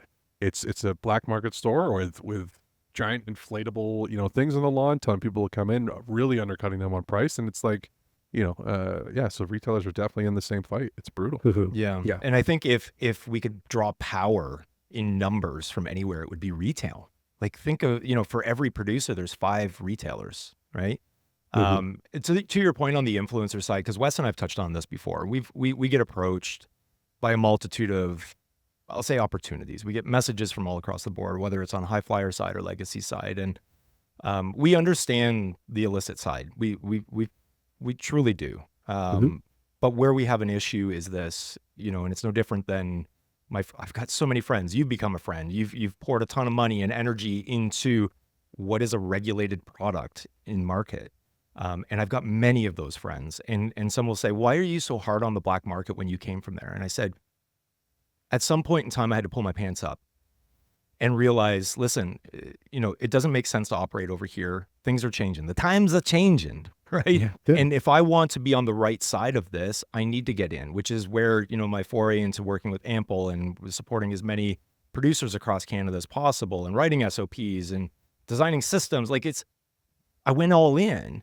And I say, why I'm so hard on it is you've got an illicit product that is produced by a company, air quote company, that they didn't have to pay all those licensing fees. They didn't, remember in the early days, the vaults and all these things that had to go into, if you were a standard LP, you were easily 5 million, easily 5 million. Yep. And beyond. And beyond. Yeah, absolutely. So unless you've but spent, minimum 5. Yeah. And if you're retail, you're $250,000 plus, right? Just to even think about it. So until you've spent that kind of money, you're really gambling it. You are going in completely blind at a roulette table, just throwing chips on it and hoping to hell that it's going to pay off. And you're really banking that money may not be around, right? And that's what I have. So when I see influencers or others that, I mean, we know of some that, they have their own retail, or or they're involved, or they work their own retail, or have their own LP, and they're still supporting the black market. Support it silently is one thing. Supporting it socially or, in the public is another. But I think that in order for us as a cannabis, I hate saying community, because the community frustrates me at times. And sometimes, I'm very energized by it, but it's not kumbaya around the fire all the time, right? At the end of the day, there's competition. You're a competitor to others. And I think inclusivity obviously makes sense to a certain extent, and collaboration, especially when it makes sense, right? But in other cases, it's a matter of, okay, guys, at the end of the day, I've got a family to feed. I've got investors to ensure are happy with, the monies that they've put in. How do we do this? Well, we need to continue to push forward. And I think that if we collectively come together to do this and maybe reinvigorate, and it's not just craft, because let's dispel that for 1 second. It's not just the craft producers like Crystal Cure or previously Tantalus Labs that are complaining about this. It's not just craft. It's not just micro, of all scale.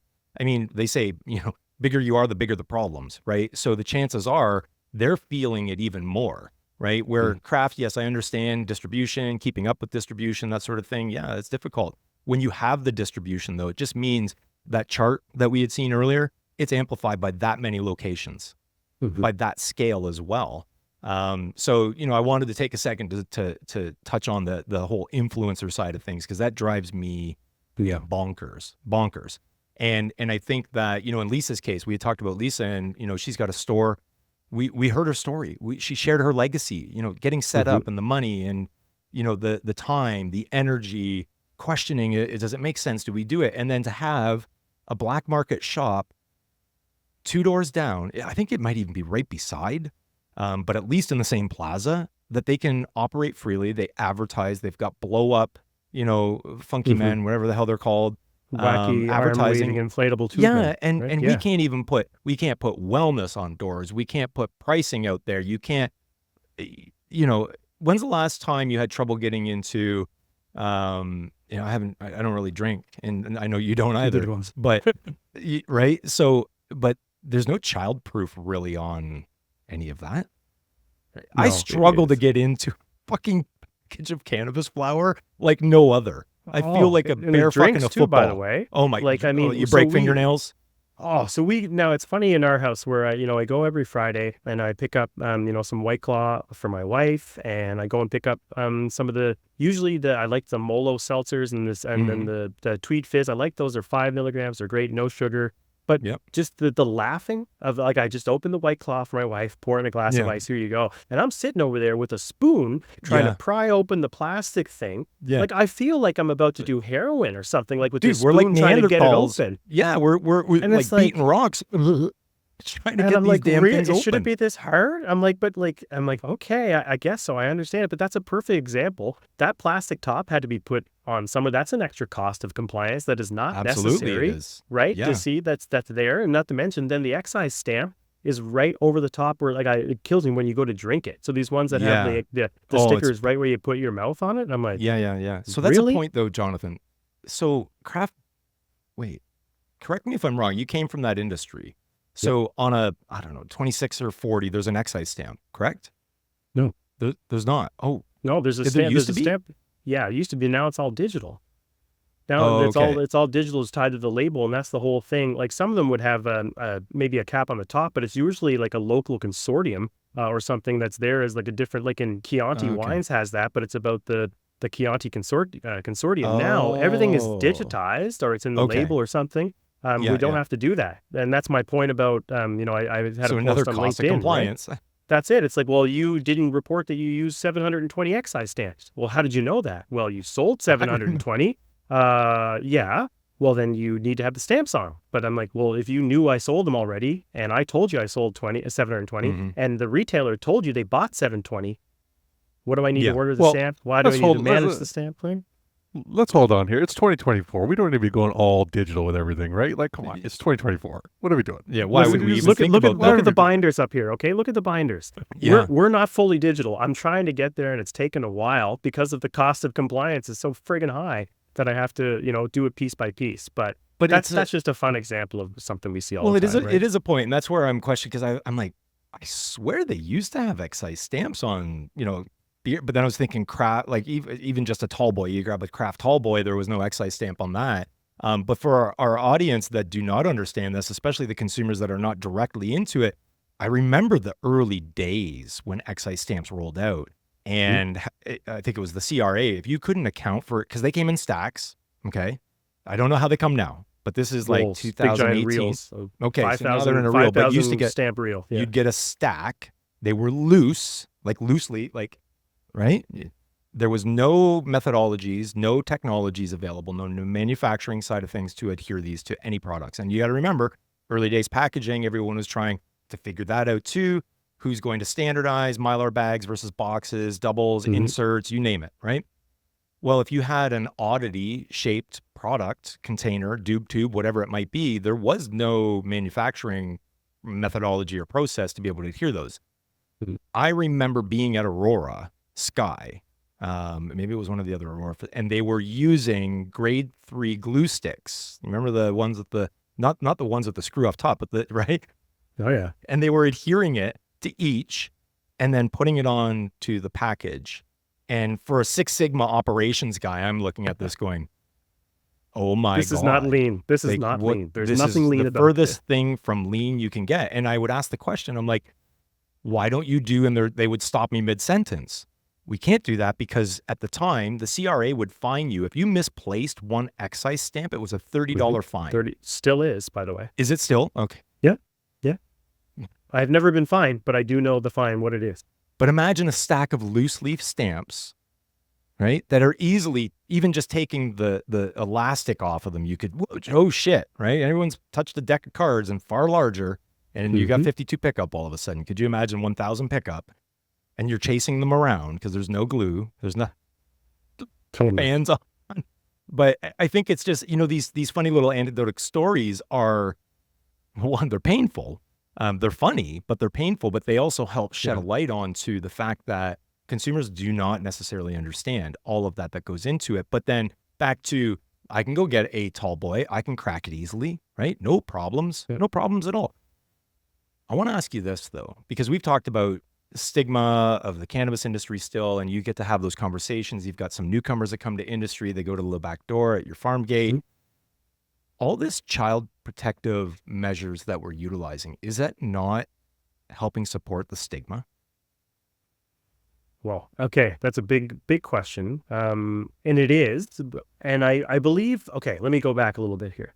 It is kind of perpetuating the stigma, but at the same time, I do believe it is necessary for things like edibles, some different things like that. I believe it is, just because if you're thinking about, cannabis flower, and I've said this before, cannabis flower, I believe, should not have to be in a child-resistant container, right? It's the fact that it needs to be decarboxylated.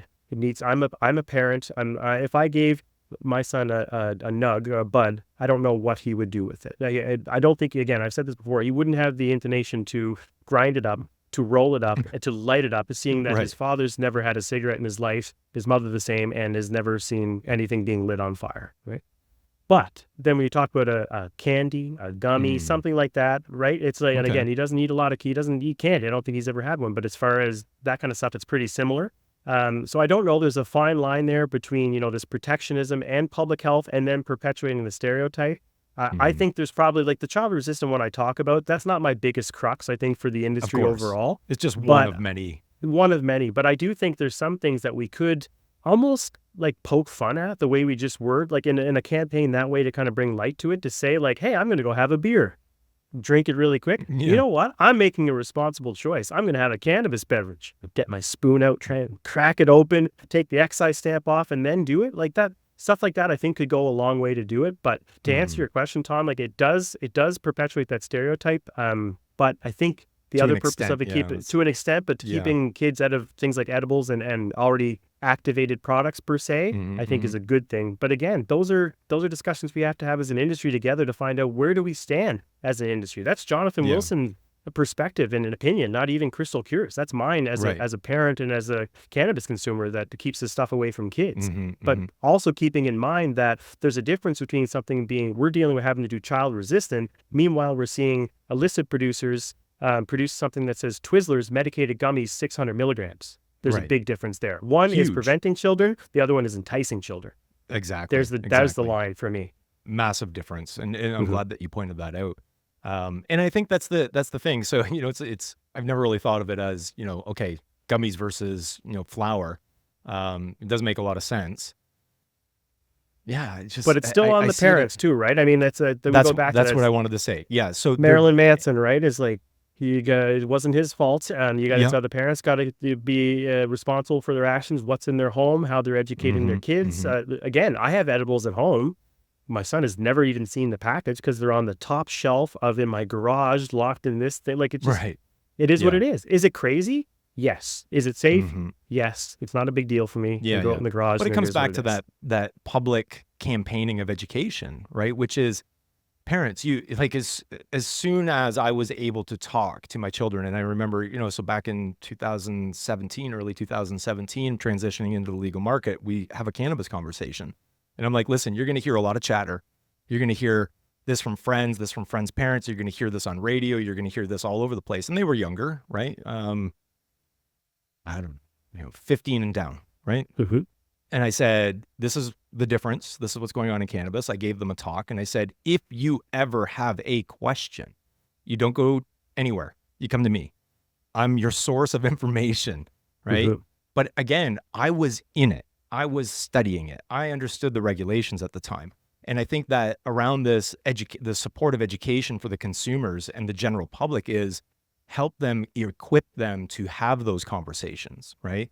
Is there a future where we don't need child resistant on flour versus edibles? I don't know. That's not even necessarily the concern, but we were on. So Drew Henson from Toki was on last week, Mhm. and they designed this very beautiful blunt box. And he straight up said, he goes, I don't have a lock or a key to get into my beer fridge.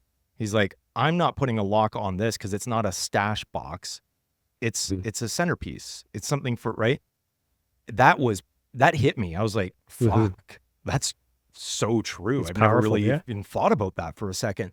But again, coming back to that, the stereotyping and stigmatizing the industry, it's, well, that makes a lot of sense. But when we talk to the public, because your conversations that you have at Le Backdoor are one thing. They're very isolated. The conversations and I've been in a lot of retail dispensaries, and I'm very keen to listen to the bud tenders as they interact with the consumers, right? Mhm.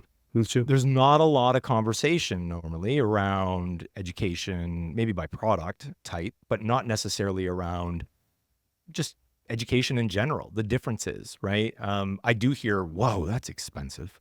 Mhm. I do hear that.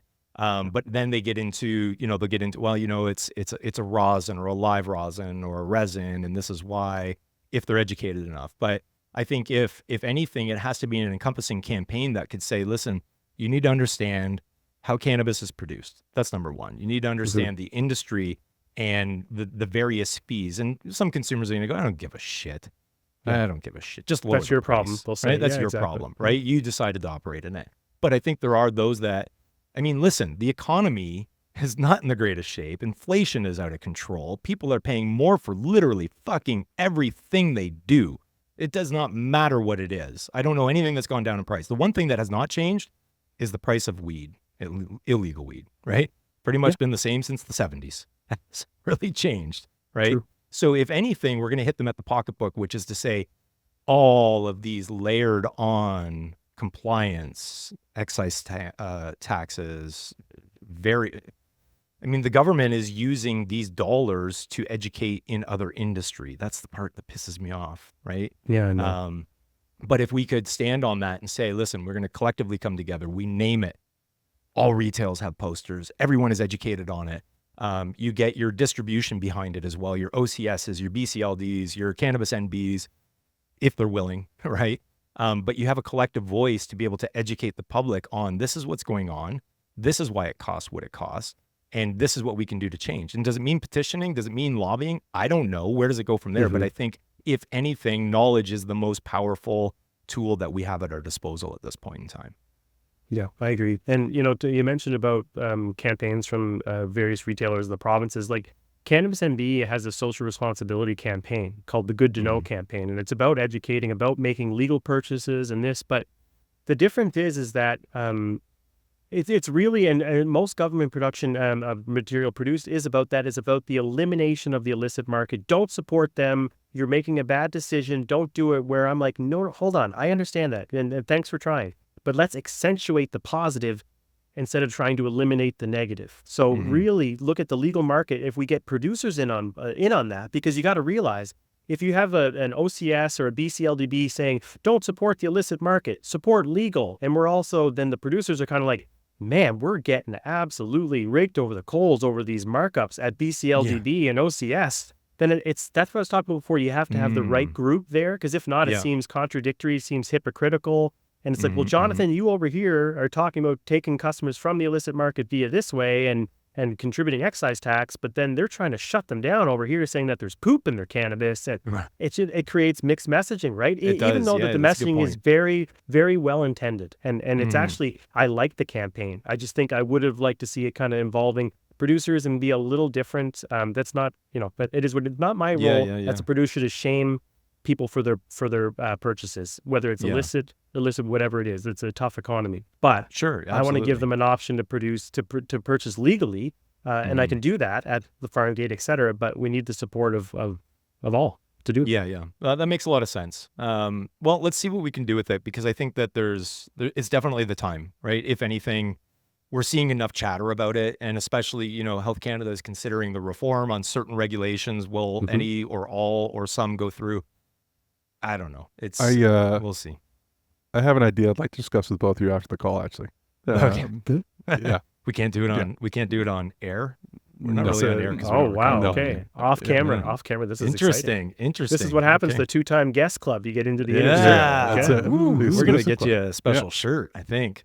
Okay, cool. Why don't we do this, Wes, just because Jonathan did sub in. So Jonathan, I don't know if we were doing that at the time when you came in, but we were having previous week guests ask a question of the incoming guest and vice versa. So let's not waste that opportunity with Drew, because Drew had a shocker, I think. Really, it's a good question. And then we'll get you to pose a question to next week's guest. Let's do that. Okay.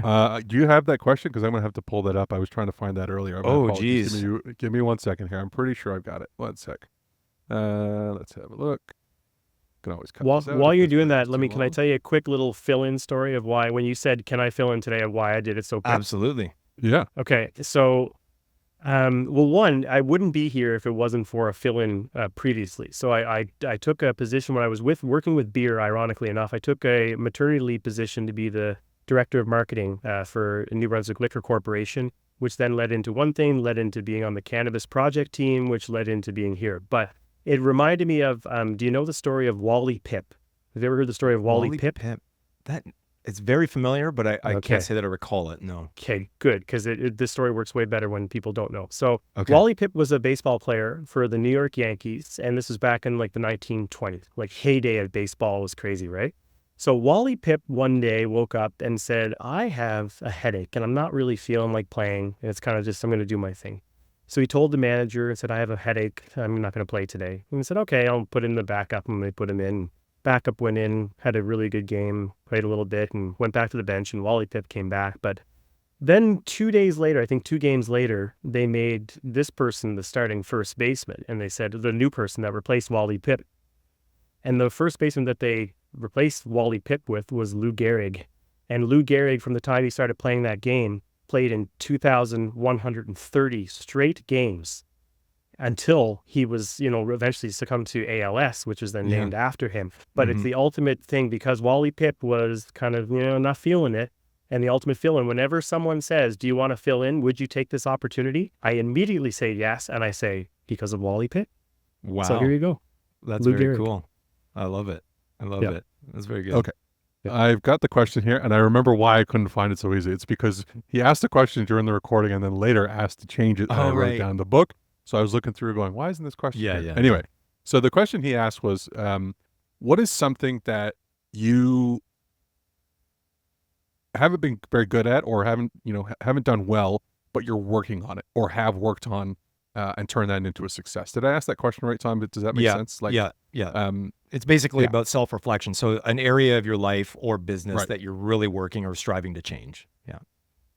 Whew, it's an easy one. It's working with emotional intelligence. Reacting is the big thing for me. Is knowing when to react to anything that comes out, whether it's good or bad. Is learning to take that time to reflect, to think about it, and then react, as opposed to the quick. And I'm still I know I'm still working at it, because even a couple of weeks ago I reacted quickly to something and it was a mistake and I shouldn't have done it, and I had to pull it back. And I found in life and in business that quick reaction it can be good sometimes when it's like that fight or flight, but generally Mm. most times taking that little bit of time to think about it first, crafting your response, kind of doing it in silence and then coming back. That's the piece of advice I always give.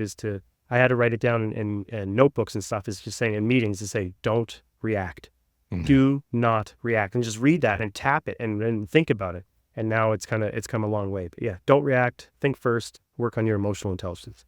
EQ is so important. I love that. It makes a lot of sense. And I wonder, that's an area I spent a ton of time on myself, J-Dub. Like, because I was you could probably tell I'm very reactionary when it comes to certain things.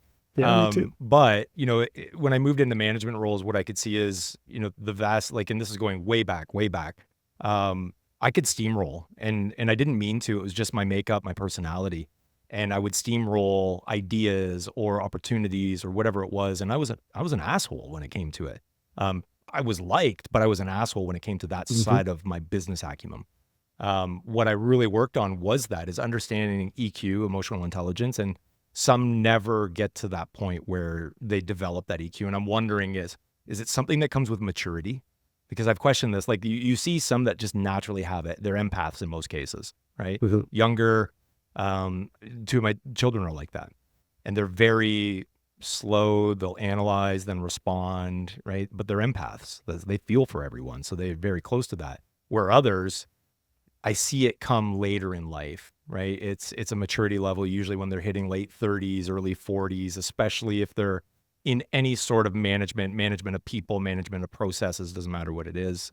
Is it a maturity thing? Do you think that for most? I wouldn't say a maturity thing, because I don't think I've ever matured, but I think it's maybe getting older thing. And because my wife is an empath. She is the absolute best example of someone that takes the time to really reflect and think before reacting. But for me, it's been something I've had to work on. Just being so impulsive. Maybe it's ADHD, I don't know, whatever. But it's that impulsivity that I've really had to work on, because it's also hard, because that impulsivity and that creativeness has also been something that's really helped me in my Yeah. career, Yeah. right? As being in marketing and creative and all that stuff, and sales. So I have to know kind of when to hold them, when to fold them. But it has come with maturity, and it's come from actively learning about it and taking time to read, where we take time to read about, I want to know all the terpenes and I want to know the technical stuff. But we, as especially men, I'm going to say, don't take time to really work on our emotions and how to manage them. And it sometimes takes formal study and practice, and not just saying, "Oh, I'll try and be better." Right? You gotta put the work in.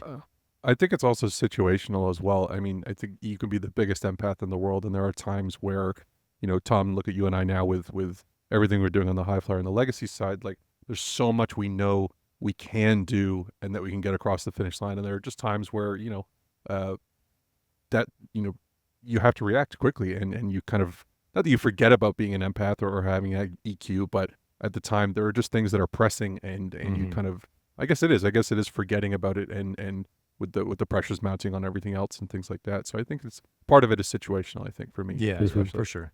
And there are times that you need to pick and choose, right? Where you may have reacted or responded too quickly, but the maturity part is where it comes in and you go, oh, fuck, yeah, I was a total dick. I need to go back and fix that situation right quick. And that is a level of maturity that I think it just comes over time and experience, right? For some, it never does. And some of them are our most psychopathic leaders we've ever seen. And in some cases, sociopathic. But anyways, okay. So now you get to pose the question to next week's guest. And I can't even remember who it is, but Doesn't matter, I guess. doesn't matter. You don't get to know anyways. Whew.